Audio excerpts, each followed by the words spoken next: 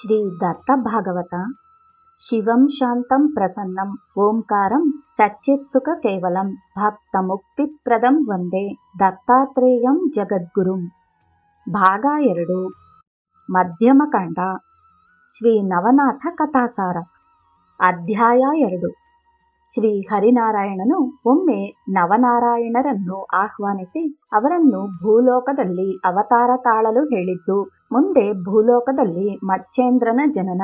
ಬದರಿಕೆಯಲ್ಲಿ ಮಚ್ಚೇಂದ್ರನಿಗೆ ಶಿವ ಹಾಗೂ ದತ್ತಾತ್ರೇಯನ ದರ್ಶನ. ಮಚ್ಚೇಂದ್ರನು ತೀರ್ಥಾಟನೆಗೆ ಹೊರಟಿದ್ದು ಅಲ್ಲದೆ ಚಂದ್ರಗಿರಿಯಲ್ಲಿ ಸರಸ್ವತಿಗೆ ಭಸ್ಮ ನೀಡಿದ್ದು. ಒಮ್ಮೆ ಭೂಲೋಕದಲ್ಲಿ ಅಧರ್ಮ ಉಂಟಾಗಲು ಜಗದ್ರಕ್ಷಕನಾದ ಶ್ರೀ ಹರಿನಾರಾಯಣನು ಮತ್ತೆ ಭೂಲೋಕದಲ್ಲಿ ಗುರುಭಕ್ತಿಯನ್ನು ಪಸರಿಸಲು ಆಲೋಚಿಸಿ ದ್ವಾರಿಕೆಯಲ್ಲಿ ಕವಿ, ಹರಿ, ಅಂತರಿಕ್ಷ, ಪ್ರಬುದ್ಧಿ, ಪಿಪ್ಪಲಾಯನ, ಅವಿಹೋತೃ, ಚಮಸ, ದುಮಿಲ ಹಾಗೂ ಕರಭಾಜನರೆಂಬ ನವನಾರಾಯಣರನ್ನು ಆಹ್ವಾನಿಸುವನು. ಹೀಗೆ ಹರಿಯ ಆಮಂತ್ರಣದ ಮೂಲಕ ಆಗಮಿಸಿದ ನವನಾರಾಯಣರನ್ನು ಕಂಡ ನಾರಾಯಣನು ಅವರೆಲ್ಲರನ್ನೂ ಆದರಿಸಿ ಆಲಂಗಿಸಿಕೊಂಡು ಉಚಿತಾಸನದಲ್ಲಿ ಪವಡಿಸಲು ಉಪಚಾರಗೈದನು.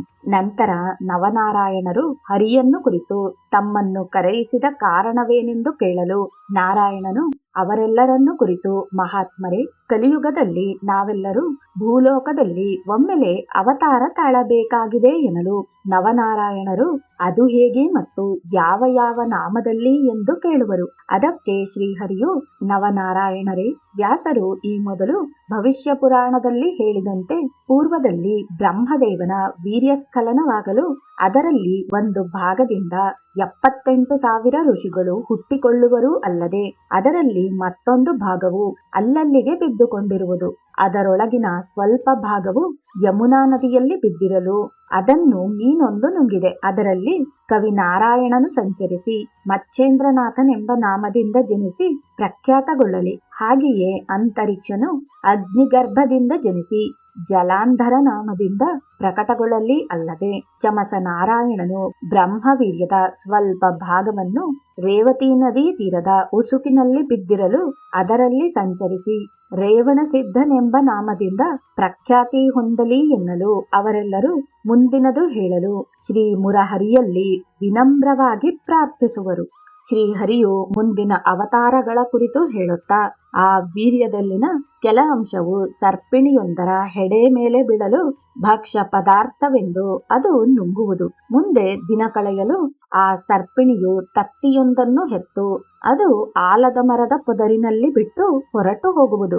ಆ ತತ್ತಿಯು ಇಲ್ಲಿಯವರೆಗೆ ಹಾಗೆಯೇ ಇದೆ. ಅದರಲ್ಲಿ ಅವಿರ್ಹೋತ ನಾರಾಯಣನು ಸಂಚರಿಸಿ ವಟಸಿದ್ಧನಾಗನಾಥನಾಗಿ ಪ್ರಕಟಗೊಳ್ಳಲಿ. ನಂತರದಲ್ಲಿ ಮಚ್ಚೇಂದ್ರನಾಥನು ಬ್ರಾಹ್ಮಣ ಸ್ತ್ರೀಗೆ ಭಸ್ಮವನ್ನು ನೀಡುವನು. ಅದು ಆಕೆಯ ಸಂಶಯದಿಂದಾಗಿ ತಿಪ್ಪೆಯಲ್ಲಿ ಚೆಲ್ಲಲ್ಪಡುವುದು. ಅದರಲ್ಲಿ ಹರಿನಾರಾಯಣನು ಸಂಚರಿಸಿ ಗೋರಕ್ಷಕ ನಾಮದಿಂದ ಲೋಕವಿಖ್ಯಾತಿ ಹೊಂದಬೇಕು. ಅತ್ತ ಭಾಗೀರಥಿ ತೀರದ ದರ್ಭೆಯಲ್ಲಿ ಬಿದ್ದ ಬ್ರಹ್ಮನ ವೀರ್ಯದಲ್ಲಿ ಪಿಪ್ಪಲ ನಾರಾಯಣನು ಸಂಚರಿಸಿ ಚರಪಟಿ ಹೆಸರಿನಿಂದ ಕಂಗೊಳಿಸುವಂತೆ ಶ್ರೀಹರಿಯು ನುಡಿದನು. ಆ ಕಡೆಗೆ ಬ್ರಹ್ಮನ ಒಂದಂಶ ವೀರ್ಯವು ಕೈಲಿಕ ಋಷಿಯ ಭಿಕ್ಷಾಪಾತ್ರೆಯಲ್ಲಿ ಬಿದ್ದಿದೆ. ಈ ಮುನಿಯು ಭವಿಷ್ಯವನ್ನು ನೆನೆದು ಆ ವೀರ್ಯವನ್ನು ಇಲ್ಲಿಯವರೆಗೂ ಹಾಗೆಯೇ ಕಾಯ್ದಿರಿಸಿದನು.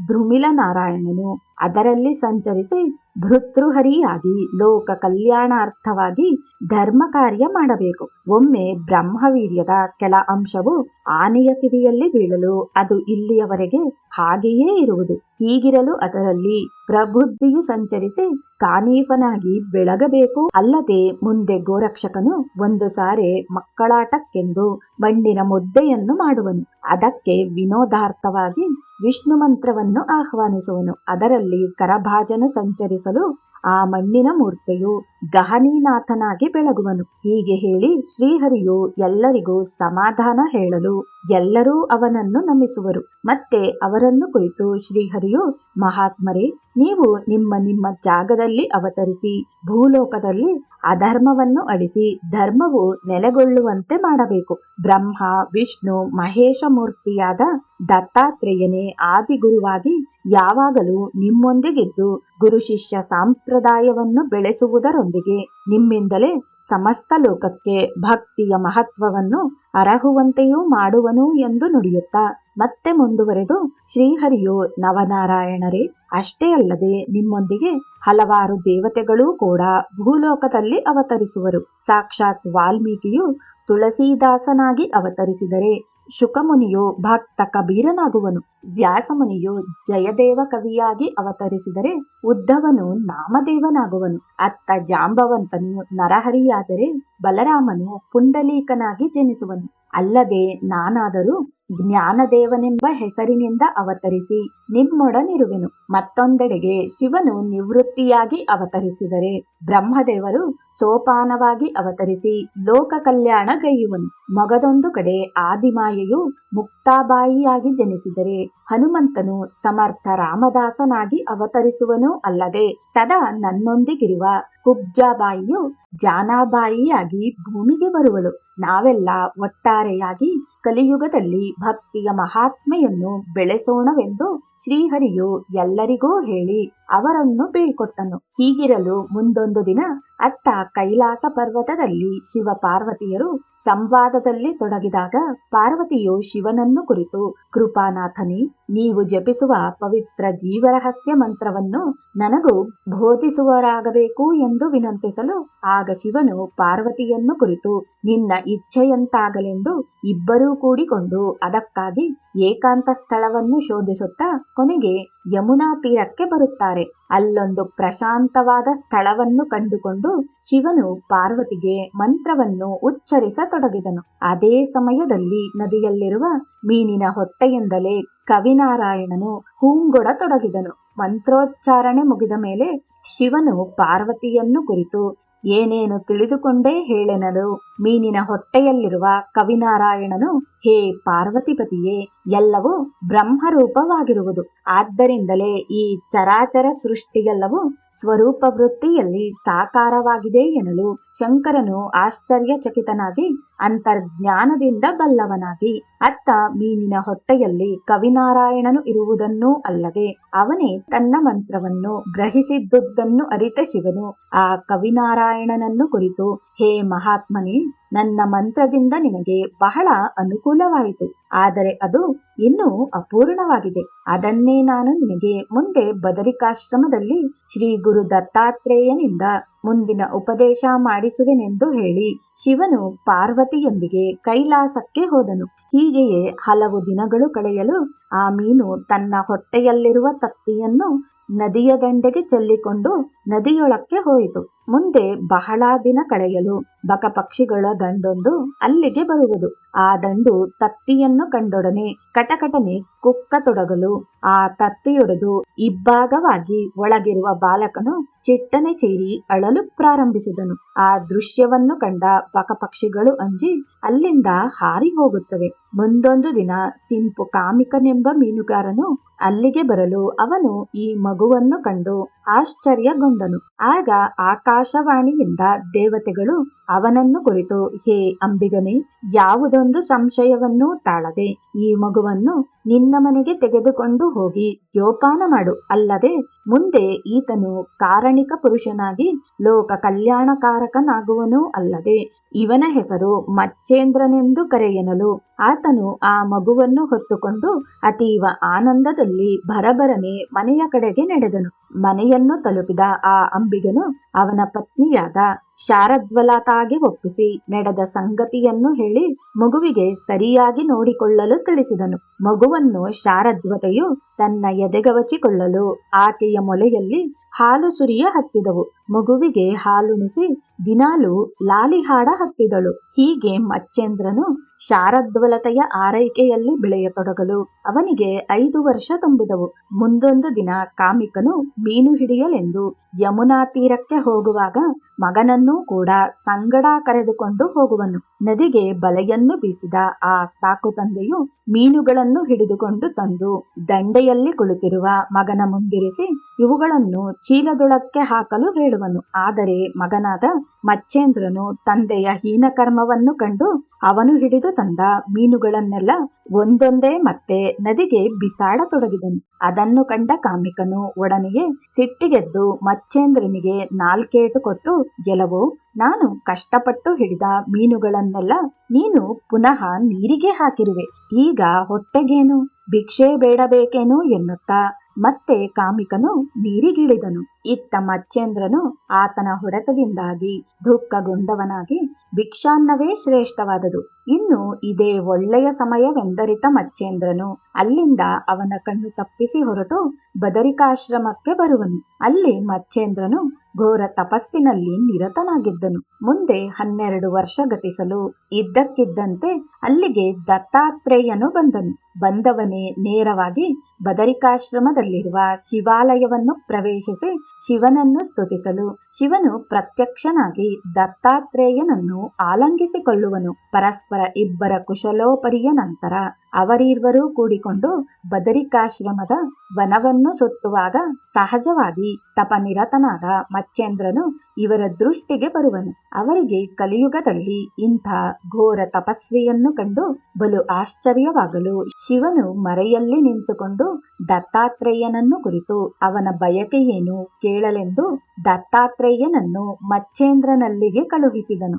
ದತ್ತಾತ್ರೇಯನು ಮಚ್ಚೇಂದ್ರನಲ್ಲಿಗೆ ಹೋಗಿ, ಹೇ ತಪಸ್ವಿಯೇ, ಇಲ್ಲಿ ನೀನು ಯಾವ ಬಯಕೆಗಾಗಿ ತಪಗೈಯುತ್ತಿರುವೆ ಎಂದೆನಲು ಮಚ್ಚೇಂದ್ರನು ಎಚ್ಚೆತ್ತುಕೊಂಡವನಾಗಿ, ಮಹಾರಾಜರೇ, ತಾವು ಯಾರೆಂದು ಕೇಳಲು ದತ್ತನು, ನಾನು ಅನುಸೂಯ ಅತ್ರಿ ನಂದನನಾದ ದತ್ತಾತ್ರೇಯನೆಂದು ಈ ದೇಹಕ್ಕೆ ಕರೆಯುವರು. ಅದಿರಲಿ, ನಿನ್ನ ಇಚ್ಛೆ ಏನೆಂಬುದು ಮೊದಲು ಹೇಳೆನಲು. ಆಗ ಅವನು ಮೌನ ಮುರಿದು, ಹೇ ಜಗದ್ರಕ್ಷಕನೇ, ನಿನ್ನ ದರ್ಶನದಿಂದಾಗಿ ನನ್ನ ತಪಸ್ಸು ಫಲ ನೀಡಿತು ಎನ್ನುತ್ತಲೇ ಅತ್ರಿನಂದನನ ಪಾದಕ್ಕೆ ಹಣೆಮಣಿದನು. ಮಚ್ಚೇಂದ್ರನ ತನುವಿನಲ್ಲಿ ಆನಂದದ ಬಾಷ್ಪಗಳು ಧಾರಾಕಾರವಾಗಿ ಹರಿಯುತ್ತಿರಲು ದತ್ತಾತ್ರೇಯನು ಮಚ್ಚೇಂದ್ರನನ್ನು ಕುರಿತು ಚಿಂತಿಸದಿರಲು, ನಿನ್ನ ಎಲ್ಲಾ ಮನೋಕಾಮನೆಗಳು ಈಡೇರುವುದೆಂದು ಹೇಳಿ ಅವನ ತೋಳುಗಳನ್ನು ಹಿಡಿದೆತ್ತಿ ಸಂತೈಸುವನು. ಅಲ್ಲದೆ ಲೀಲಾಮೂರ್ತಿಯಾದ ಶ್ರೀ ದತ್ತಾತ್ರೇಯನು ಸಮಯ ಸಾಧಿಸಿ ಮಚ್ಚೇಂದ್ರನನ್ನು ಆಲಂಗಿಸುವನು. ದತ್ತಾತ್ರೇಯನು ಮಚ್ಚೇಂದ್ರನ ಕೈ ಹಿಡಿದುಕೊಂಡು ಅನತಿ ದೂರದಲ್ಲಿ ಸಾಗಲು ಶಿವನು ಎದುರಿಗೆ ಬರುವನು. ಅವನನ್ನು ಕಂಡ ಮಚ್ಚೇಂದ್ರನು ಭಕ್ತಿ ಪೂರ್ವಕವಾಗಿ ಶಿವನ ಪಾದಕ್ಕೆರಗುವನು. ನಂತರ ಈತನು ಆ ಕವಿನಾರಾಯಣನೇ ಆಗಿರುವನೆಂದರಿತ ಶಂಕರನು ಮಚ್ಚೇಂದ್ರನನ್ನು ಪ್ರೀತಿಯಿಂದ ಅಪ್ಪಿಕೊಳ್ಳುವನು.